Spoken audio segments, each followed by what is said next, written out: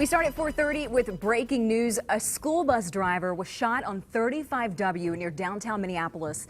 This right now is a live look at the scene from our traffic management camera right here in the middle of all the traffic. Let's go right to Brett Hoffland live near the scene. Brett, what do we know at this point?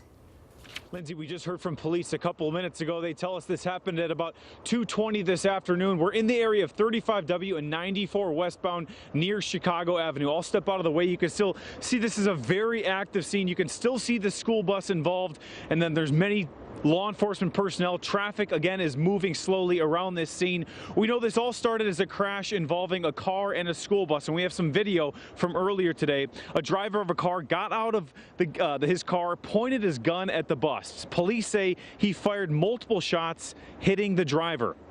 Now, the whole time, a child was in the very back of the bus, but thankfully was unharmed. Now, that child, we've learned, is part of the Minneapolis public school system and has been reunited with their family. The victim was taken to the hospital and will have surgery, but is expected to be okay. Now, we also know that the child is going to be getting some follow-up support from the district. Back out here live, this is still a very active scene. You can see the school bus is sectioned off with police tape, and then the suspect's vehicle right in front of it seems to have some sort of problem with the bumper. Again, this is going to be a very active scene. We're told that they're hoping to have this scene cleared in the next 2 hours or so. But if you are traveling in the area, police say just be patient. The weather conditions don't make it any easier. But thankfully, the good news is the school bus driver is expected to be okay, and the child is unharmed. We're live in Minneapolis. Brett Hoffland, 5 Eyewitness News. That is wonderful news, Brett. So scary, though. Now, as you can see in the background, our other big story at 4:30 is this weather. It's snowing like crazy out there, snarling traffic all over the metro, right in time for the evening rush hour. Jonathan Uhas is out on the roads. He's in our live drive. We will check back with him in just a minute, but you can see he's not moving right now. Let's go now to meteorologist Rin Claire with Rin. How much longer is the snow going to fall? And I know we have more coming. Yeah, so we have a couple rounds of snow. The snow that we're seeing right now has already largely tracked farther eastward. We're still going to deal with a lot of the steadier snow through the evening commute, but past 6, 7 o'clock, this tapers. Our winter weather advisory wraps up at 9. You can already see kind of the back end of this continuing to push farther eastward. We've got 2 to 3 inches of snow across the metro and even closer to 5 near Owatonna. Right now, we're seeing that snow steady across the Twin Cities, reduced visibility down to about half a mile in Blaine as well as St. Paul. So it's a slow going commute. We're all looking at reduced visibility. We've got slick spots on the roadways. Again, Jonathan's going to have more details on what that looks like as we head into this evening, but it's a slow going commute. Otherwise, temperature wise, we're at 8 degrees. It's a pretty cool evening for us, but we're not going to drop off too far from here. So right now, even though it is a little bit chilly, we just didn't warm out much today at all. Our lows tonight are actually going to increase later tonight. So we're not going to be looking at a terribly frigid evening. Right now, winds are out of the north and they'll stay that way. We do have a winter weather advisory still in effect in purple. That's in effect here till 9 o'clock. Winter storm warning to our west is in effect here into tomorrow. And I'll have more details on our next round of snow coming up in a bit. Lindsay? All right, Rin, thank you so much. Our team coverage continues right now with meteorologist Jonathan Uhas in our live drive on the roads. John, tell us where you are, what the conditions are like. We can see that you're not really moving.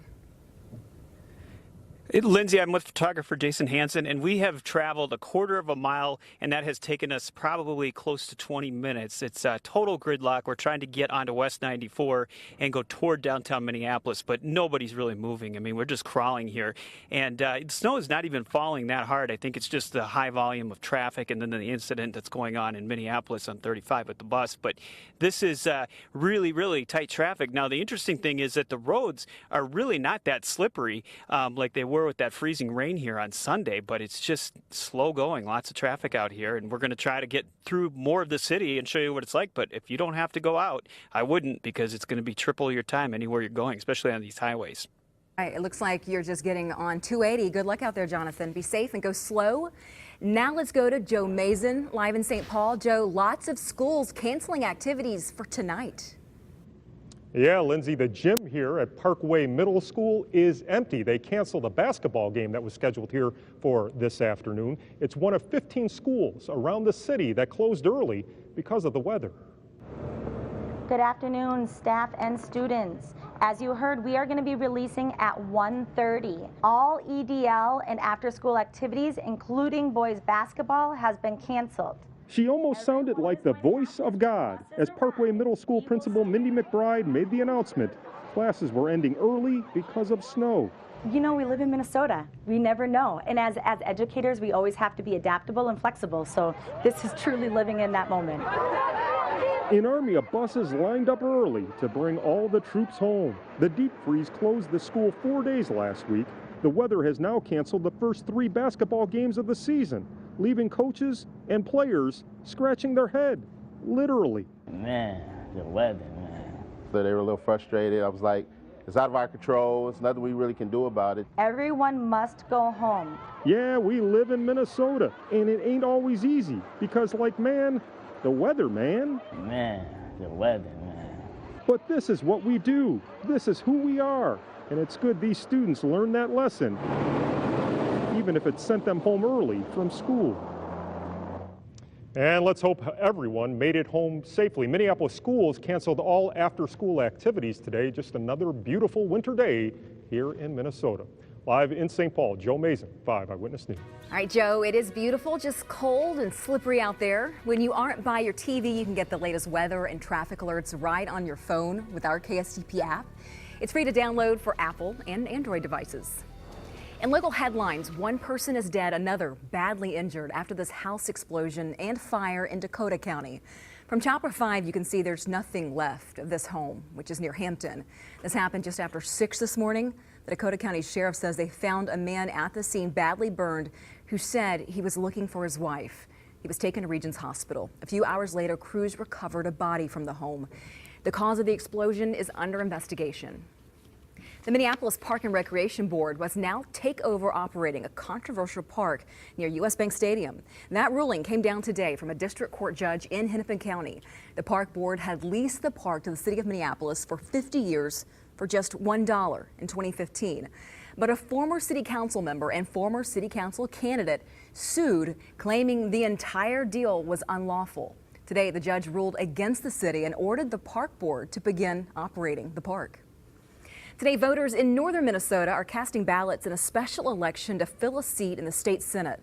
District 11 covers parts of Carlton, Kanabec, Pine, and St. Louis counties. Voters will be choosing between Republican Jason Rarick, DFLer Stu Lurie, and John Sparky Burbach of the Legal Marijuana Now Party.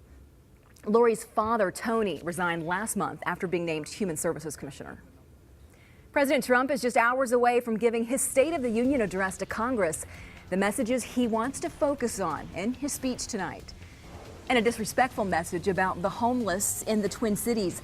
How a top Mall of America executive said he wanted to handle this group of people. ABC